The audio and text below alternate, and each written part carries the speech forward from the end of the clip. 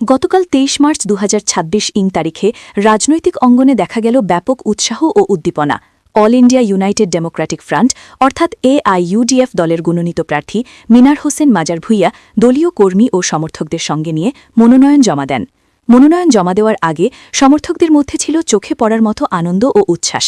মনোনয়নপত্র জমা দেওয়ার পর সংবাদ মাধ্যমের সঙ্গে কথা বলতে গিয়ে প্রার্থী মিনার হোসেন মাজার ভুঁইয়া আত্মবিশ্বাসের সঙ্গে জানান, এই নির্বাচনে আমার জয় শুধুমাত্র সময়ের অপেক্ষা। জনগণের ভালোবাসা ও সমর্থন আমার সঙ্গে রয়েছে। এদিকে দলীয় কর্মী ও সমর্থকরাও আশাবাদ ব্যক্ত করে বলেন, আসন্ন নির্বাচনে তাদের প্রার্থী জয়লাভ করবেন এবং সোনান সমষ্টিতে উন্নয়নের নতুন দিগন্ত উন্মোচিত হবে। আসন্ন বিধানসভা নির্বাচনকে ঘিরে সোনাইতে রাজনৈতিক উত্তেজনা ক্রমশ বাড়ছে। 19 নম্বর সোনাই সমষ্টি থেকে AIUDF এর টিকেটে মনোনয়নপত্র জমা দিয়ে এখন বেরিয়ে এসেছি উপহাজিতের কাজ থেকে। আমি পুরো আশাবাদী 100%।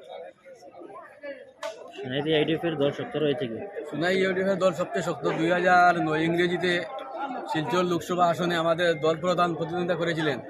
2,02,000 ভোট পাওয়ার পর সবচেয়ে বেশি 46,000 ভোট পেয়েছিলেন সোনাই সমষ্টি থেকে।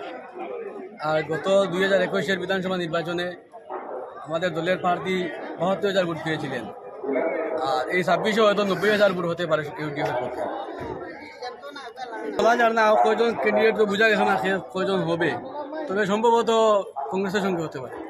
জয় নিয়ে কতটুকু আশাবাদী? 100% আশাবাদী হবে এবার সোনাই সমষ্টিতে ইউডিএফ প্রার্থী হিসাবে আমার।